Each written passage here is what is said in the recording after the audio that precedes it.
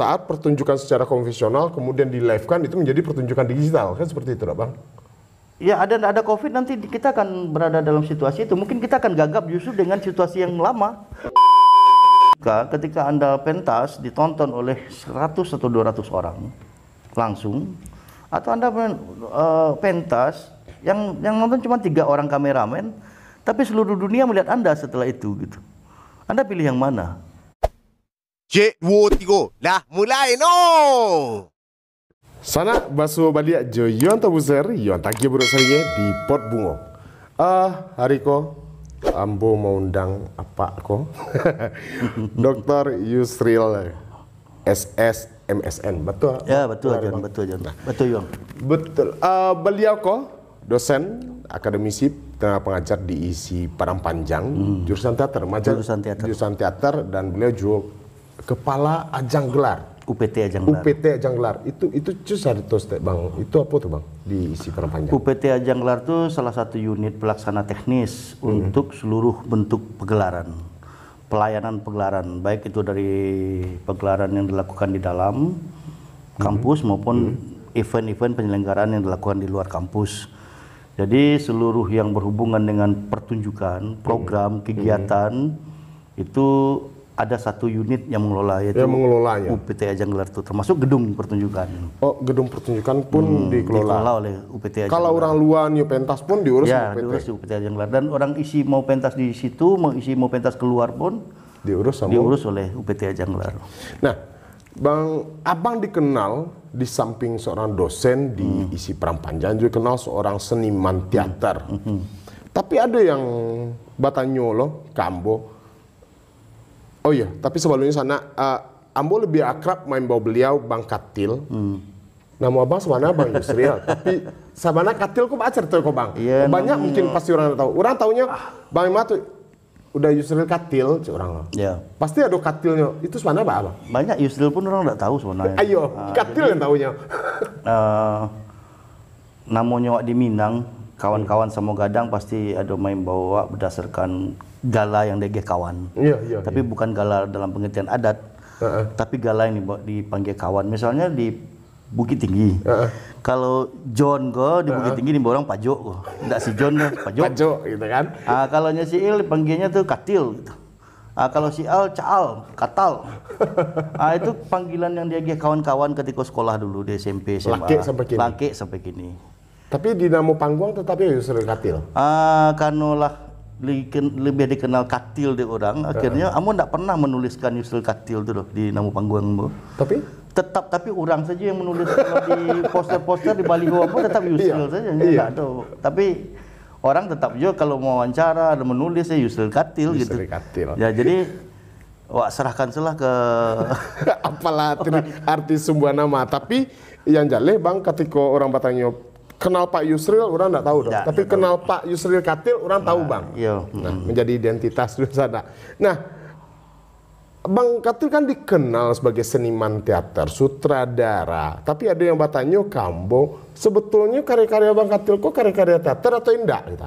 Karena pertama minim dengan dialog gitu ya. Lebih banyak mengeksplor tubuh. Iko nyambek tari sebenarnya aku macetnya nambek teater gitu. Abang mandang seperti apa nampek seperti itu? Ya sebetulnya kalau bicara tentang post dramatik atau membicarakan teater dari sudut pandang teater itu sendiri, maka seluruh orang tahu kalau teater itu sangat universal. Lintas disiplin. Artinya di dalam teater itu, dalam total teater itu ada tari, ada musik, ada sastra, ada rupa, dan lain-lain sebagainya itu. Jadi kalau memang ada teater yang didominasi oleh sastra, maka dia akan lebih banyak dalam ungkapan-ungkapan dialog. Tapi ada juga teater yang didominasi oleh gerak. Ada juga teater yang didominasi oleh bunyi. Ada juga teater yang didominasi oleh rupa, seperti yang dilakukan oleh Robert Wilson dengan teater rupanya gitu. Jadi artinya memang kalau di luar Indonesia awak mengenal istilah ada dance theater, ada mengenal istilah physical theater. Maka kalau Ambo beberapa tahun terakhir memang pilihannya lebih kepada persoalannya bagaimana teater Ambo didominasi oleh gerak sebetulnya.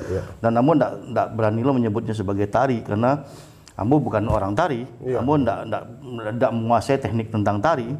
Tapi memang banyak pemain-pemain Ambo yang justru Dari dasar latar belakangnya juga tari. Tari dan tapi tidak serta-merta dia bisa main di tempe Ambo karena sistem metode ketika penggarapan ini tentu akan berbeda ketika mereka membuat tari gitu. Nah, itu yang sebetulnya yang Ambo jalani beberapa waktu belakangan, bukan berarti Ambo tidak pernah membuat teater yang konvensional didominasi oleh kata-kata. Banyak juga gitu. Artinya ketika Ambo berkarya, Ambo kan berkarya lebih banyak di luar Sumatera Barat sebenarnya. Ambo bikin karya misalnya di Jakarta, Ambo bikin drama musikal, itu justru kata-katanya lebih banyak. Dan malah setiap tahun Ambo kan selalu mementaskan karya-karya Pak Wisran Hadi, karena guru Ambo. Artinya Ambo banyak belajar teater itu memang dari Pak Wis. Dan Ambo setiap tahun untuk menghormati beliau, Ambo mementaskan karya-karya beliau setiap tahun. Tahun yang terakhir kemarin Ambo mementaskan itu Perempuan Salah Langkah.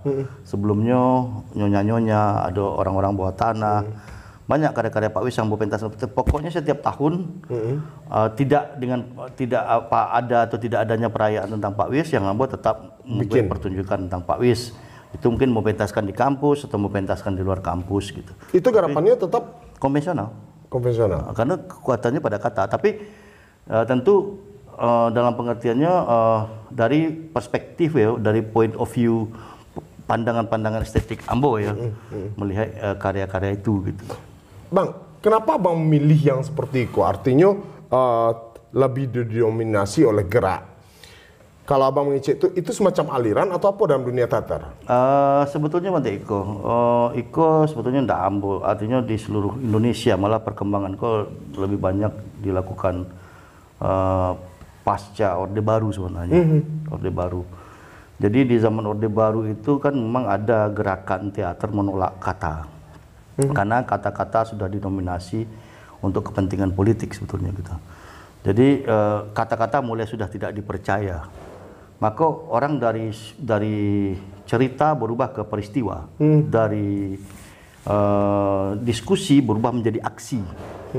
Itu pun tidak hanya di teater, termasuk dalam situasi politik pun begitu. Orang lebih suka aksi, turun ke jalan daripada mendiskusikan persoalan-persoalan yang sedang berkembang yang terjadi gitu. Artinya dia lebih kepada persoalan-persoalan peristiwa, bukan kepada cerita. Tapi dia lebih kepada peristiwa. Malah kini kalau di Ambo lebih mengarah oleh kepada persoalan isu. Jadi teater tidak bicara soal apa ceritanya, tapi isu apa yang mau diangkat dalam teater itu gitu. Nah, peristiwa apa sebetulnya gitu. Nah, makanya pilihan estetiknya lebih banyak kepada gerak, kebetulan lebih banyak pada gerak. Dan mungkin juga tidak hanya gerak tapi rupa. Nah, unsur rupa itu misalnya dititipkan pada bagaimana membuat melakukan eksplorasi benda-benda di atas panggung. Ini karya-karya Ambo terakhir lebih banyak menggunakan eksplorasi terhadap benda. Misalnya ember, tangga, pintu, bangku. Karya Ambo yang terakhir kan bangku kayu dan kamu yang tumbuh di situ lebih banyak mengeksplorasi bangku-bangku. Nah, seperti itu. Nah, apakah itu memang sebuah pilihan yang lah Abang patenkan ke diri, atau memang itu karena kondisi? Maksudnya kondisi Abang banyak dekat dengan orang-orang tari, kemudian ya kenapa tidak kerjasama dibangun, atau memang Abang sudah tidak percaya lagi dengan aktor-aktor konvensional seperti itu? Bukan, sebetulnya itu reaksi ya. Sebetulnya di langit dipijak di situ bumi, di bumi dipijak di situ langit dijunjung. Dulu waktu Ambo di sastra, karya-karya Ambo lebih didominasi oleh puisi sebetulnya. Sampai hari ini. Sampai hari ini pun walaupun gerak tapi tetap ada puisi. Tetap ada puisi. Ada puisi itu bisa diciptakan oleh orang lain atau puisi itu bisa diciptakan oleh aktor itu sendiri. Atau memang puisi yang misalnya Ambo dulu juga pernah nulis puisi.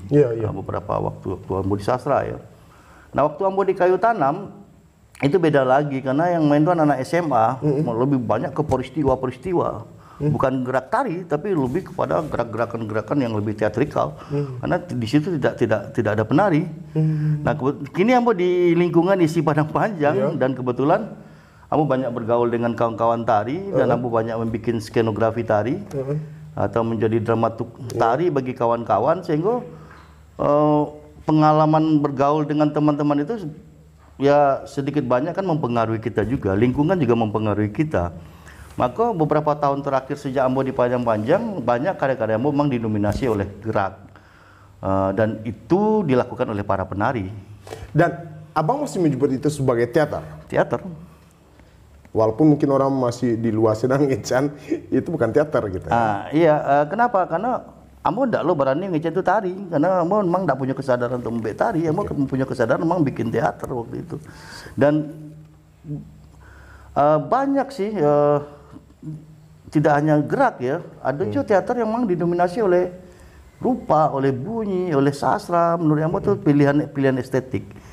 Masing-masing orang untuk melakukan pilihan estetiknya gitu. Ada isu yang berkembang kini bahwa sudah saatnya seniman dari mana saja, misalnya orang tari, untuk lintas ilmu, lintas disiplin ilmu. Artinya dalam tari itu dilibatkan teater, dilibatkan rupa, dilibatkan musik, dan itu sebetulnya mungkin patahlah terbangun. Cuma yang kurang. Tapi ada yang menarik tadi Abang mengican, Baso. Abang sering dilibatkan dalam skenografi tari, kemudian dramaturg tari. Seberapa penting orang-orang itu berada dalam dunia tari? Karena dan apakah orang-orang tersebut harus orang-orang teater? Gitu? Enggak.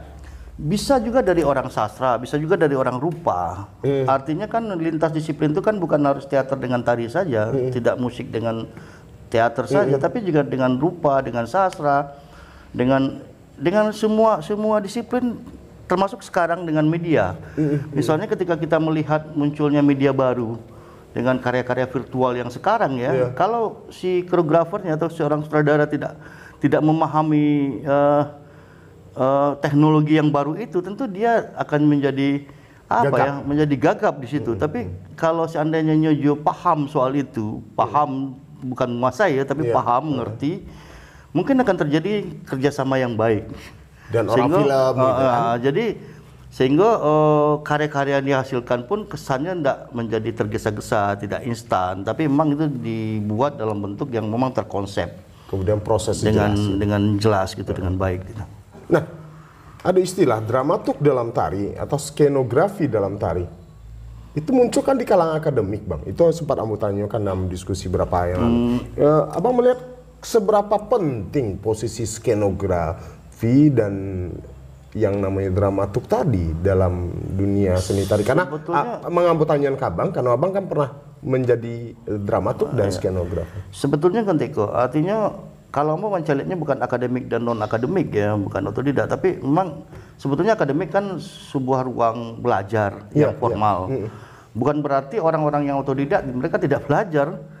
Kan mereka juga sebetulnya belajar tapi tidak di ruang yang formal gitu. Artinya mereka belajar secara otodidak. Barangkali mereka belajarnya lebih keras, lebih kuat ya dibanding orang-orang di akademik, tapi mereka tidak masuk kepada sekolah formal gitu. Tapi lebih banyak belajar dengan lingkungan, belajar dengan alam, belajar dengan maestro, banyak ya belajar dengan hal-hal yang sifatnya mungkin sama juga dengan orang akademik. Mereka baca buku, mereka mengikuti perkembangan gitu.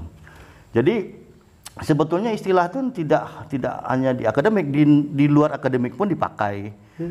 Banyak juga seniman-seniman yang tidak di jalur formal pendidikan menggunakan dramaturg, yang menggunakan skenografer untuk kebutuhan karya-karyanya gitu. Nah biasanya itu memang tidak semuanya bisa awak kuasai. Kan tidak sadonya bisa awak kuasai. Maka akan lebih baik kalau itu memang serahkan kepada orang yang lebih berkompeten di bidang itu. Yang posisi yang pemilik karya tetap directing kan, sutradara. Tetap posisi seperti itu. Jadi itu sebetulnya posisi dua tadi yang skenografer sama dramaturg tadi mempermudah kerja dari termasuk menerjemahkan, menganalisis ke konsep, gagasan, sehingga itu bisa dicerna dengan baik oleh para penari atau oleh para aktor gitu ya. Dengan adanya dramaturg kan lebih mudah, lebih dicerahkan ya. Minimal tempat sharing lah nak Bang, tibuin kawan diskusi jadinya sehingga karyaku lebih maksimal. Lebih maksimal karena apalagi teater kan sangat kolektif ya, bukan karya individual, tapi lebih karya kolektif, banyak orang terlibat di dalamnya. Jadi banyak profesi yang ada di dalamnya, ada aktor, ada penata laku, ada dramaturg, ada penata artistik, penata musik, penata kostum, rias, banyak orang terlibat di dalam teater gitu. Jadi memang sebuah kerja kolektif, kerja bersama, yang itu memang didirect oleh seorang sutradara. Jadi Karajo sutradara itu kan memang bagaimananya menjadi direktur artistik sebetulnya untuk sebuah pertunjukan. Oke.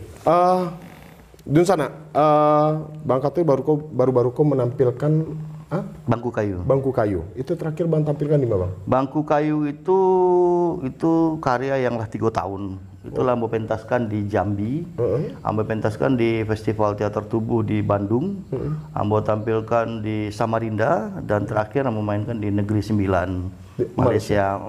Oke. Artinya proses itu berkelanjutan. Karya bukan berarti selesai tampil habis ya, Bang? Karya Ambo yang malah ada yang sampai 10 tahun, ada yang sampai 5 tahun, terus dieksplorasi terus. Artinya sudah tampil masuk studio, garap lagi, pentaskan lagi, dapat kritik, garap lagi, tampil lagi, dan ini berkembang terus. Nah, jadi dia tidak discontinuity, tapi lebih continuity gitu, terus berkembang. Nah, melihat cara kerja Bang Katil dalam dunia teater, dunia seni pertunjukan yang selalu mengolah seperti itu, sebetulnya tantangan bagi masyarakat seni Sumatera Barat hari ini seperti apa menurut Abang kini? Sebetulnya di Sumatera Barat kok kompleks, lengkap dari dulu sampai kini, lengkap. Artinya masing-masing kreator punya jalan, punya cara, punya pandangan estetik yang berbeda-beda, dan itu yang membuat awak kayu sebenarnya. Ada teman-teman yang masih setia dengan sastra, ada teman-teman yang setia dengan mitologi, ada kawan-kawan isunya lebih banyak menggarap mitos, ada yang kawan-kawan yang setia menggarap bunyi, ada juga yang setia menggarap gerak, dan itu kompleks, lengkap. Jadi itu yang membuat Minangkabau atau Sumatera Barat menjadi kayu sebetulnya gitu. Jadi sampai hari ini Sumatera Barat masih punya kontribusi yang penting ya bagi perkembangan teater di Indonesia sebetulnya, karena kekayaan itu tadi. Masih ya? Masih, sampai hari ini masih. Mbok kira masih. Dan apakah yang terjadi kini kok, kalau Bang Katil kan memandang itu masih gitu kan, dunia teater dan bisa memberikan kontribusi gitu. Masih. Dan itu kan hitungannya berapa orang, Bang? Ya, kalau padahal salah satu Bang merubah Katil dunia itu kan tidak harus banyak-banyak orang. Kan tidak banyak orang. Seorang Jeffrey ya, seorang Ustadz Jeffrey misalnya kan, atau seorang Habibie misalnya kan, itu kan bisa merubah dunia. Jadi seniman itu kan hampir sama aja filsuf. Ya, tapi Abang nggak punya ketakutan setelah Bang Katil sialai gitu, setelah si A sialai. Sebetulnya gitu. banyak generasi muda sekarang malah lebih gila-gila ya, lebih liar-liar. Tapi memang ruang dan kesempatan yang mereka tidak dapatkan. Nah, untuk mendapatkan ruang dan kesempatan itu memang harus, ampun tidak memakai istilah berdarah-darah ya, tapi memang harus total gitu. Harus ada militansi di situ, harus memang. Abang tidak pakai istilah berdarah, tapi kenyataannya memang harus berdarah-darah. Ya, totalitas. Totalitas itu penting. Jadi sehingga apalagi kini yang semakin sulit itu kan faktor ekonomi, karena memproduksi sebuah karya itu kan tidak mudah. Betul. Pasti membutuhkan biaya. Lalu tidak semua orang punya kehidupan yang mapan untuk bisa membiayai dirinya sendiri, mensubsidi dirinya sendiri. Kalau dulu Ambo istilahnya ketika mau buat teater itu, yayasan yang mengandalkan itu yayasan Mundukan Duang gitu. Artinya Mak Ambo atau bini Ambo. Iya. Yang menjadi donatur, yang menjadi CSR untuk karya-karya kita gitu. Seandainya Iko dibiarkan terus-menerus, kondisi seperti Iko ketika ketakutan dari yang muda-muda untuk naik hanya persoalan biaya, akhirnya mereka nyerah, Bang. Akhirnya kan lama-lama Ambo tidaklah menyebutkan mereka menyerah karena biaya, tapi memang ruang. Dulu ruang-ruang itu mungkin banyak. Ruang-ruang itu mungkin ruang kan tidak selalu kita tunggu, Bang. Kita kan bisa menciptakan ruang sendiri. Nah, Bang ya Bang kondisi kok. Nah, sebetulnya itu yang Bos sebut tadi, militansi. Itu yang Bos sebut tadi tentang totalitas. Artinya ketika kita yang harus menciptakan ruang itu. Nah, anak-anak muda kini yang baca lihat banyak. Dulu kan ada sentral kebudayaan. Kalau kini kan desentralisasi, justru berkembang kantong-kantong kebudayaan di setiap daerah, kantong-kantong kesenian berkembang dimana-dimana gitu. Sehingga kini untuk mencari teater Sumatera Barat atau tari Sumatera Barat tidak bisa baca lihat dari sentral gitu. Tapi justrunya berkembang di luar-luar sentral itu. Bukan berarti sentral itu tidak ada, sentralnya tetap ada, tapi ada juga yang berkembang di luar. Pusat, di ruang-ruang kebudayaan itu gitu. Nah, apalagi kini sebetulnya orang lebih mudah untuk memperkenalkan dirinya. Kalau dulu kan untuk bisa ditulis oleh haluan, ditulis oleh Singgalang, ditulis oleh apalagi oleh Kompas, Tempo, itu kan tidak mudah. Tidak mudah. Kini orang bisa menulis dirinya sendiri. Tidak perlu penulis, dia bisa muncul di IG, Instagram, bisa di Facebook, bisa di YouTube ya. Dan itu bisa. Nah, makanya kan ketika COVID ini kita dikagetkan dengan ternyata di seluruh pelosok Indonesia banyak kreator-kreator muda yang menampakkan dirinya melalui media. Tapi kan tidak semua orang bisa nerimo, Bang. Bahkan saking kagetnya, Wak, itu sebuah karya instan yang rasanya tidak penting mana proses kita. Ada yang beranggapan seperti itu. Itu tidak instan, karena sebelum COVID pun sebetulnya isu 4.0 itu udah masuk ya. Malah 5.0 itu udah masuk. Artinya bahwasanya setelah ini akan ada era baru, era digital, era virtual.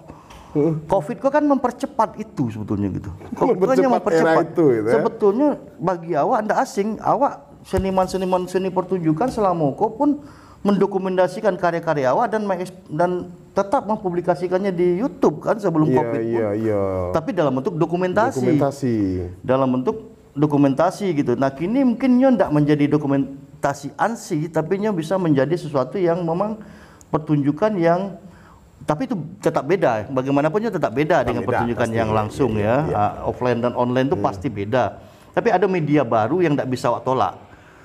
Dan tapi akhirnya, bukan berarti itu sama dengan media yang ada sebelumnya gitu. Tapi itu kanlah semacam hal baru yang mau tak mau awak harus bisa menerima kondisi seperti itu kan. Ya, kenyataannya kan begitu. Abang melihat ya itu ke kan, depan seandainya COVID tidak ada ke depan jangan penampilan COVID secara pernah mengecian bahwa isu yang mempentaskan di kamar mandi kita itu kan tentang bocornya ruang privasi. Artinya susah membedakan kini antara kehidupan nyata dengan kehidupan maya. Yang gua anggap dulu kehidupan maya itu adalah nyata hari ini. Kita nyata berdiskusi melalui YouTube. Kita nyata berdiskusi sekarang melalui Zoom meeting. Kita nyata sekarang berkomunikasi dengan handphone. Itu bukan lagi maya, itu sudah dunia nyata. Jadi kenyataan awak hari ini adalah hari ini adalah awak berada dalam dunia itu, tidak bisa ditolak. Dan kenyataannya Ambo pun harus menerima ucapan beliau. Nah, nyata memang itu tadi. Karena itu bukan lagi kita berbicara bahasa dunia maya, dan itu memang suatu kebutuhan yang mau tak mau terima.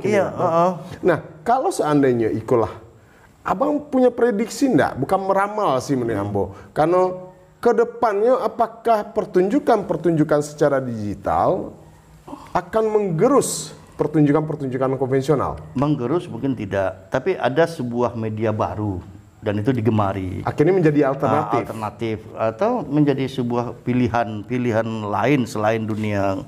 Kalau anggap panggung adalah satu hal yang konvensional misalnya kan. Pada akhirnya nanti itu akan muncul sebuah alternatif baru untuk orang menampilkan ekspresinya. Atau bahkan bisa jadinya digandeng ya Bang. Kalau seandainya COVID aman, akan menjadi berdampingan, beriringan saat pertunjukan secara konvensional kemudian di live kan itu menjadi pertunjukan digital kan seperti itu Bang. Ya ada COVID nanti kita akan berada dalam situasi itu. Mungkin kita akan gagap justru dengan situasi yang lama. Karena sudah berbulan-bulan kita berada dalam situasi yang seperti itu. Tidak pernah dipertunjukkan di pentas proscenium atau di lingkungan ruangan yang ada. Gagap jadi enggak Bang? Iya, jadi awak lebih banyak komunikasi ini kan melalui hal-hal yang virtual. Mungkin justru nanti terbalik, hal-hal yang konvensional yang gagap menghadapinya gitu. Oke. Kan tidak semua seniman di Sumatera Barat Ambo sebelum COVID pernah ngomong dengan teman-teman di Padang Panjang. Karena memang pergaulan Ambo lebih banyak di Padang Panjang. Iya, iya. Mana Anda lebih suka ketika Anda pentas ditonton oleh 100 atau 200 orang langsung, atau Anda pentas yang nonton cuma 3 orang kameramen, tapi seluruh dunia melihat Anda setelah itu gitu. Anda pilih yang mana? Artinya penontonnya tidak hanya lagi sesuai dengan kapasitas gedung ya, yang mungkin 600 atau 400, tapi bisa ribuan, puluhan ribu. Dan itu salah satu sebetulnya barangkali Bang, untuk mengenalkan hal yang baru bagi orang awam. Selama kan kalau sebuah pertunjukan itu dipertunjukkan untuk orang-orang seni saja. Ya. Kadang-kadang masyarakat akhirnya malih untuk masuk ke gedung-gedung pertunjukan yang karya-karya seperti itu. Kemudian ketika itu masuk ke dalam dunia digital, semua orang bisa mengakses gitu. Sebetulnya John, Yuang, kedatangan teknologi itu, pengaruh teknologi itu sebelum COVID pun sudah awak rasuan. Iya, Contohnya di mana? Muncul teknologi live streaming. Ketika pentas salon COVID lah itu penonton bawa handphone ke dalam gedung atau menonton kita, dia bikin frame sendiri. Iya. Nyo ndak nonton langsung lah, nyo nonton di handphonenya tuh nyo siarkan lo langsung. Iya. Kalau ada pacarnya main di situ, kamera aku ke pacarnya saya gitu. Sehingga blocking movement yang komposisi koreografi yang mau beda dari panggung yang berbulan-bulan itu rusak deh nyo. Karena nyala dengan frame-nya sendiri. Iya, Akibatnya tapi secara tidak langsung juga pertunjukan itu ditonton banyak orang juga jadinya gitu. Walaupun dari perspektif si penontonnya. Gitu. Karena yang disukoinya saja yang disorotnya. Gitu kan. Nah, tapi setidaknya kan masing-masing penonton kan juga punya hak, punya sudut pandang masing-masing juga untuk melihat sebuah pertunjukan kan. Berarti mau tak mau seniman harus siap dengan kondisi ini. Iya, sebelum COVID kan sudah terjadi yang seperti itu. Ya kadang-kadang kan nak menyadari. Malah kadang-kadang kan dulunya terganggu gitu. Iya. Maka handphone orang tapi orang tetap juga hanya pakai. Itu hal COVID tuh. Alat terbiasa menonton hal-hal yang live streaming. Iya. Hal-hal yang itu sudah terbiasa sebelum COVID. Nah, COVID ini lebih memberi penekanan lagi. Semua orang yang suka dan tidak suka ya kita berada di situ. Dan mau tidak suka, mau tidak mau, Anda harus berada di posisi kita sudah berada di tempat itu gitu. Nah, otomatis yang tadi lintas disiplin ilmu tadi sebetulnya dengan adanya pementasan lewat digital kok itulah terbangun sebetulnya kan Bang. Ya. Minimal dengan seni pertunjukan itu sendiri, dengan kameramen, dengan digital dengan itu media sendiri, kan? media teknologi baru, kamera, editing apa. Tapi termasuk dalamnya komposisi, fotografi dan kamera itu kan punya frame yang pengertian komposisinya berbeda dengan awak membuat komposisi karya.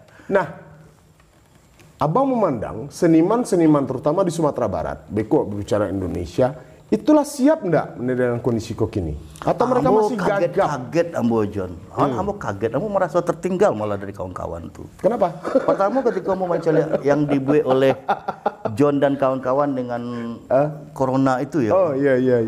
Itu terkaget-kaget Ambo malah. Kok orang tradisi lebih duluan ya update ke teknologi. Kenapa? Karena kalau main di tampeknya mungkin 50 atau 100 orang. Tapi ketika mau mencari live itu ribuan orang, ratusan orang yang nonton. Iya. Nah, itu menarik itu. Nah, malah enggak disangko-sangko kan kawan-kawan di pertunjukan virtual kan. Ambo mencari di teater ya terutama karena orang teater itu kan tentu mencari orang-orang teater misalnya Muslim Nur. Tiba-tiba tampil Muhammad Ibrahim Ilyas. Rizal Tanjung. Aduh. Ambo merasa tertinggal malah. Kawan-kawan reaksinya cepat, responnya cepat terhadap isu yang baru berkembang itu gitu. Tapi kalau Ambo dulu memang persoalannya itu problemnya kan Ambo tidak bisa langsung seperti itu. Iya. Hanya kan tidak hanya sekedar memindahkan panggung ke kamera. Kamera tidak hanya semudah itu gitu. Tapi ada hal-hal lain yang mesti kita pertimbangkan juga gitu. Nah, menurut Tapi kan berarti kan itu harus kini kan seperti yang tadi bilang, mau tak mau, suka atau tidak suka, kita harus masuk ke dalam dunia tersebut. Iya. Bang secara pribadi menyikapi hal itu terhadap karya-karya ke depan. Ambo tetap tuh dua hal deh Ambo. Ada karya yang memang Ambo punya kesadaran Iko ditampilkan dalam offline, Iko ditampilkan dalam bidang online, dan tuh persiapannya sama-sama matangnya. Maka sampai hari ini Ambo belum menyiapkan pertunjukan Ambo untuk online karena itu masih dalam persiapan yang memang Ambo siapkan dulu supaya diri Ambo yang Ambo persiapkan dulu sehingga nanti ketika tampil di situ itu berbeda dengan penampilan Ambo ketika offline gitu, ketika di panggung. Jadi itu dua hal yang berbeda di Ambo gitu. Dan harus dicari istilahnya yang pas itu sehingga karya itu benar-benar berkualitas ketikanya online gitu. Mungkin tidak persoalan kualitas, tapi alih wahananya jelas gitu. Migrasinya jelas gitu. Migrasinya jelas. Artinya kok tidak berpindah begitu saja, tapi berpindah dengan menguasai hal-hal yang baru yang ada di teknologi itu gitu. Ada yang kini mungkin hampir semua orang berteriak, mengeluh kondisinya. Bahkan sebagian dari berapa mereka itu menyalahkan pemerintah dalam kondisi seperti itu. Ketika berhadapan dengan seniman, Abang melihat apakah memang pemerintah tidak mewadahi seniman dengan baik atau seperti apa melihat Bang kini kondisi? Karena teriakan-teriakan itu kan muncul Bang. Mungkin dari tidak semua orang, tapi ada. Mungkin Menteko John.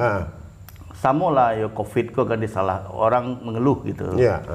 Karena kalau di teater di Ambo lah ada COVID, awak kan berada dalam kehidupan yang tidak normal. Iya. Nggak ada COVID dulu teater nggak normal tuh. Nggak normal masih latihan berbulan-bulan, pitinya nggak warah dan tuh lakukan juga. Iya. Itu tapi, tidak normal ya Bang. Kan tidak kalau normal. secara umum. Baralah honorarium main teater gini. Iya. Dan tuh latihannya 4 bulan 3 bulan. Iya loh, betul. Tapi awak lakoni gitu. Artinya apa? Karena itu ada hal lain selain itu yang awak cari di situ. Ada kepuasan, ada mungkin apa. Bantu Ambo lah misalnya kan. Ambo kan hidup Ambo tidak mau rencanakan tuh. Ambo tidak menyangka kalau Ambo menjadi orang teater atau Ambo tidak menyangka Ambo menjadi dosen. Karena Ambo tidak punya pengalaman sebelum kuliah tu tidak punya pengalaman apa-apa Ambo di kesenian. Tapi lingkungan saya yang membentuk Ambo. Lingkungan bergaul Ambo yang membentuk Ambo akhirnya menjadi orang teater lah kecil gitu. Dan belajar cuman yo Pak Wisnya gitu. Jadi dosen sastra tidak ada belajar juga tokoh yang lain. Jadi Ambo belajar cuma dengan Pak Wistan, Pak Ivan Nadila, Ni Lili, Gusti Sastra, ya pokoknya dosen-dosen Ambo Pak Prel, dosen-dosen di sastra lah. Ya Ambo belajar teater dia dengan mereka aja. Tidak sekolah teater Ambo, bukan sekolah teater. Iya. Lingkungan itu yang membuat awak menjadi orang teater gitu, kan gitu. Nah sudah itu rajin main-main Ambo ketika itu ke Taman Budaya. Ambo termasuk anak sastra yang rajin main Taman Budaya, ngintip orang latihan, ngintip Pak BR Tanjung latihan, ngintip Bang Hardian latihan, ngintip Bang Bram latihan, ngintip Bang Alin latihan gitu. Itu cecek-cecek stek gitu. Tolong cecek-cecek stek kan, atau bet teter seorang lain itu gitu. Tapi itu kan proses pengalaman. Pengalaman-pengalaman itulah yang akhirnya membuat awak menjadi kaya dalam pengertian karena itu yang mau sebut tadi. Pilihan totalitas dan itu tidak hanya dari proses berlatih tapi bagaimana memperhatikan orang lain, melihat orang lain, menghargai orang lain itu termasuk salah satu hal yang mungkin membentuk awak gitu untuk bisa menjadi sesuai dengan pilihan awak. Nah kaitannya dengan apa tadi? Dengan pemerintah. Kalau Ambo dulu menyebutnya Menteko, infrastruktur awak sebetulnya jadi bermasalah. Coy yang bayangkan, nah Sumatera Barat yang sekadang tampil bakaseninya cie di Taman Budaya gitu. Itu orang Payakumbuh kamanyo gitu. Orang Padang Panjang untung dia adu aski. Kalau tidak adu aski isi kamanyo gitu. Makanya kesenian itu tumbuh kan yang besar pesat itu kan Padang dan Padang Panjang. Yang modern yang tradisi ada di mana-mana. Kenapa? Karena di situ ada institusinya, ada Taman Budaya di Padang, ada UNP, ada UNAN, ada UIAIN. Win di Padang Panjang kota kete karena ada isi Padang Panjang sehingga kesenian itu menjadi berkembang karena ada infrastruktur ada sarana dan prasarana yang mendukung itu. Nah kini hanya satu dan satu itu dikeroyok rame-rame dan satu itu pun tidak terkemas dengan baik. Misalnya awan tidak mencali ada di seluruh Indonesia lah, tidak Sumatera Barat banyak taman budaya tidak tahu urus. Secara fisik bangunan gitu kan? Secara fisik kok. Apalagi secara program dan kegiatan. Emang secara program enggak tahu urusnya? Kalau menurut Ambo terakhir ya dengan isu himbauan dari Dirjen untuk Undang-Undang Percepatan Kebudayaan, itu bagaimana sebetulnya pemerintah disarankan itu kan sebagai fasilitator sebetulnya. Mereka administratif. Di mana kegiatan-kegiatan kesenian itu lebih banyak harus dikelola dan dikerjakan oleh pihak-pihak yang profesional, misalnya sanggar atau seniman. Sehingga kegiatan-kegiatan itu memang hasil dari rembukan antara seniman, institusi, dan penonton kalau perlu, dan mungkin juga pemilik modal, misalnya para sponsor, itu harus bertemu dalam satu ruang.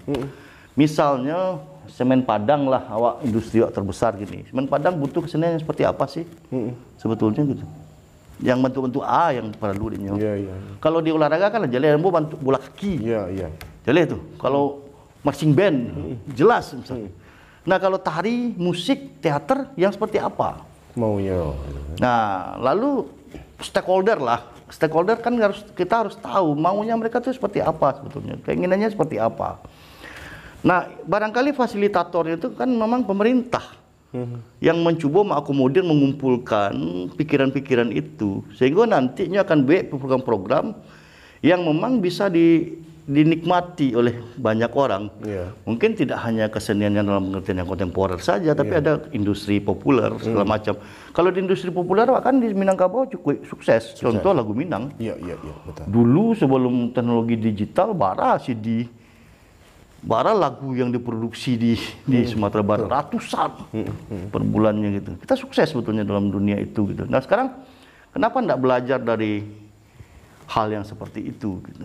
Jadi tugas tuh kini Bang Katil itu jalan enggak sebagai fasilitator kini? Ada yang jalan dan ada yang tidak jalan. Artinya belum maksimal. Contohnya yang jalan tuh Ambocale kan di programnya Indonesiana itu pernah jalan. Artinya itu dikelola tidak lagi oleh, tapi bekerja sama dengan para seniman, dengan para tidak hanya seniman tapi termasuk juga mungkin ada pengamat, pemerhati konsep seni gitu. Dan itu jalannya cukup baik menurut Ambo gitu. Mungkin apa ya? Ambo kiro kalau dikecil ndak jalan, ndak loh, tapi jalan tapi belum maksimal sampai pada titik yang kita inginkan secara bersama gitu. Belum sesuai dengan undang-undang tadi, baru sampai ke sini nih, Bang. Dan itu berarti kan perlu pembenahan. Tapi persoalan itu kalau ndak ada nambah suara kan ndak akan muncul dong, Bang. Tapi yang mendengar beberapa waktu yang lalu teman-teman berkumpul untuk membuat Dewan Kebudayaan. Mungkin nanti itu bisa menjadi salah satu media untuk menyampaikan kondisi-kondisi yang seperti itu. Kalau dulu kan ada Dewan Kesenian misalnya kan. Artinya ada sebuah organisasi atau lembaga yang resmi untuk bisa menyampaikan hal-hal seperti itu, Bang. Dan sebetulnya tidak perlu disampaikan, mereka udah tahu. Sebenarnya udah tahu perlu disampaikan. Karena nyelah tahu tuh fungsinya. Iya, kalau lah tahu harusnya tidak usah disampaikan. Gitu kan. Tapi mudah-mudahan. Tapi Bang kadang-kadang kan kok acok tak lupa enggak? Apa ya? Awak kan samu lah Ambo, samu kami kan, kami satu sisi kami dosen, di satu sisi awak seniman. Jadi berada dalam dua dunia gitu kan. Nah, samu aja lah di kebudayaan itu kan, satu sisi pegawai tapi seniman juga gitu. Nah, itu juga kadang-kadang tidak proporsional jadinya gitu. Jadi membuat kegiatan kadang-kadang lupa mencoba meminta apa ya? Melewakan lah ke orang banyak sehingga merasa ya udah tahu ya, udah ngerti, udah kita bikin aja sendiri gitu. Tapi kenyataannya kan itu tidak bisa memenuhi hasrat orang banyak kadang-kadang gitu. Ambo memandang ada dua gap yang terjadi di Sumatera Barat. Kenapa mau kicau gap? Ada istilah yang muncul dan dilakukan secara berbisik. Ada seniman taman budaya yang dikenal seniman Padang. Kemudian ada seniman isi Padang Panjang. Abang melihat seperti apa kondisi kok? Itu muncul karena ada pemikiran seperti itu. Pemikiran seperti itu. Ketika orang isi Padang Panjang diajak bekerja sama dengan instansi pemerintahan, itu nanti bawanya orang isi sadar macam. Itu ada celutukan itu ada. Babang Madang persoalan itu. Agak apa ya, agak Kalau awak bicara tentang pasca apa ya Orde Baru, sebetulnya kan awak lah tidak tersentral ya, gitu. Iya. Taman budaya itu tidak jadi pusat sebenarnya gitu. Karena inilah ada desentralisasi. Setiap daerah tuh udah punya kekuatan masing-masing gitu. Payakumbuh, Batu Sangkan, Solo. Apa yang dibuat kawan-kawan tuh sebetulnya sangat malah berbeda dengan apa yang dibuat kawan-kawan di Taman Budaya misalnya. Tapi itu tidak apa-apa, justru perbedaan itu yang menjadi bagus sebetulnya gitu. Jadi menarik sebenarnya gitu. Nah, Ambo pun heran kalau ada gap yang seperti itu. Kok ada seniman taman budaya, Ambo seniman apa? Karena dulu kan Ambo Jogja di taman budaya. Kalau ke Padang Ambo pasti mampir ke taman budaya. Itu istilah tuh barangkali muncul karena ada itu orang isi punya raja tuh mah. Tuh orang Padang punya raja mah, orang taman budaya kan.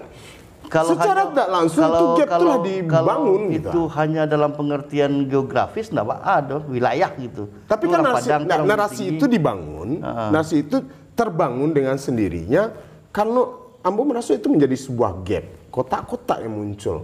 Apakah memang seperti itu kondisi awak di Sumatera Barat, Bang? Kalau Ambo enggak pernah merasakan itu. Oke. Kalau Ambo enggak pernah merasakannya. Berarti sebetulnya mungkin tidak. Makanya Ambo kan kalau ke Padang pun Ambo cuek-cuek saja. Ambo ras orang Padang loh. Berarti yang penting artinya hal tersebut, isu tersebut harusnya tidak sampai ke permukaan nih, Bang ya. Tidak muncullah kata-kata, oh itu orang isi punya raja mah, aku orang taman budaya punya raja mah, aku orang punya Padang punya. Karena sebetulnya kalau itu masih bangun, itu yang akan menimbulkan perpecahan atau kotak-kotak tadi yang muncul, nah, Bang.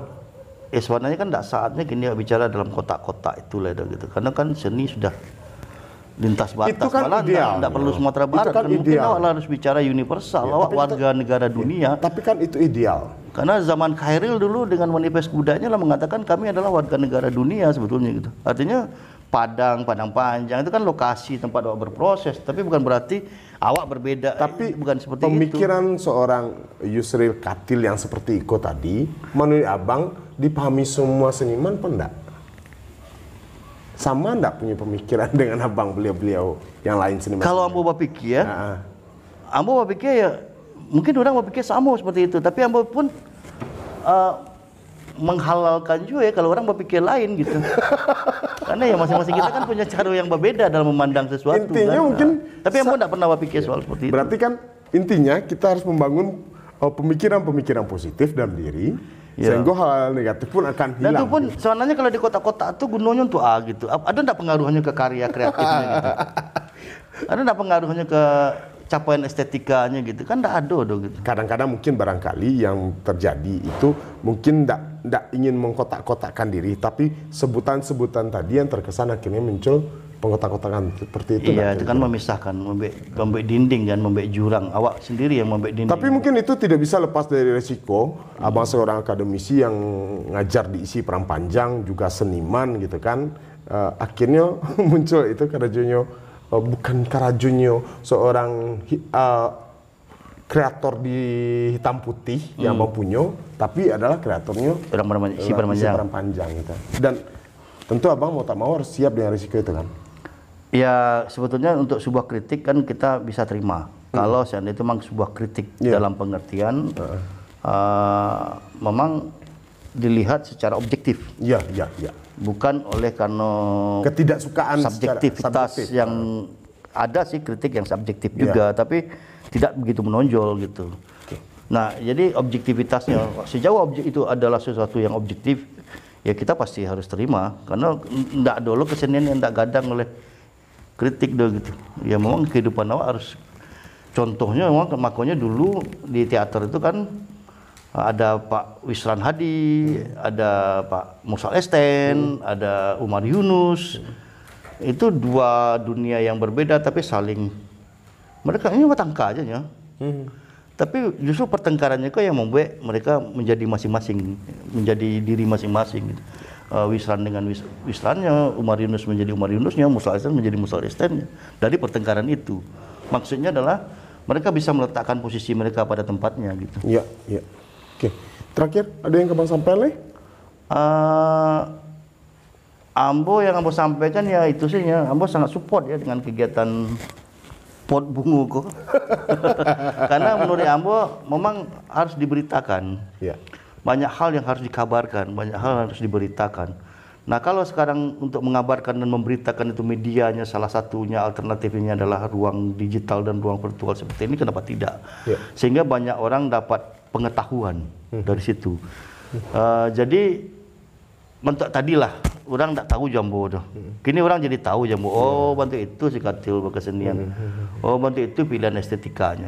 Oh, ternyata Jo lebih tertarik dengan, dan itu kan belum tentu seperti itu terus. Iya, iya. Hidup itu kan berkembang. Berubah taruh dinamis gitu. Nah, ambo kira itu penting. Lalu untuk awak di Sumatera Barat, ambo kira posisi itu harus jaleh. Kita sebagai seniman, atau kita sebagai pengelola kesenian, atau kita sebagai pemerintah yang seharusnya mengayomi kesenian. Jadi posisinya harus masing-masing orang itu harus jaleh. Jadi sehingga kalau nyolah jaleh posisinya masing-masing, sehingga terbangun sebuah ekosistem kesenian dan kebudayaan yang baik ya. Nah, ekosistem itu yang mau perlu diperbaiki dengan baik. Di sana sebenarnya ampun yang mengakhiri pembicaraan ke dengan Bang Katil, tapi ternyata statement beliau menimbulkan sebuah pertanyaan bagi Ambo balik. Bang, terakhir Bang, mohon maaf kalau tadi nak dia yang terakhir di sana. Abang Ngechan harus menempatkan posisi yang jelas, apakah itu penentu kebijakan, seniman atau pelaku sekaya yang tugasnya hanya membuat event. Memang penempatan itu selama kalau ada di awak lain?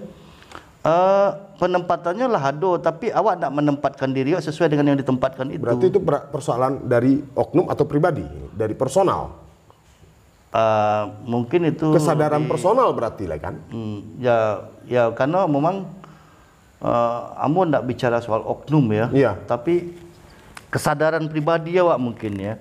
Kesadaran pribadi yang akhirnya menjadi persoalan kolektif kan? Kolektif. Nah, jadinya ya bocor ke jadi ruang kolektif jadinya gitu. Jadi ya berdiri aja lah di posisi kita masing-masing, sehingga bagaimana itu membangun sebuah ekosistem yang baik gitu.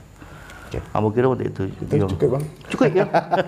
Lah di sana Pak Dr. Katil Ambo lebih nyaman di bawah dokter. Mudah-mudahan sebentar lagi jadi guru besar di isi Panjang. Lah masuk di Pot Bungo, wak tunggu lain lah. Cik 2 3 lah habis anak lah no lebih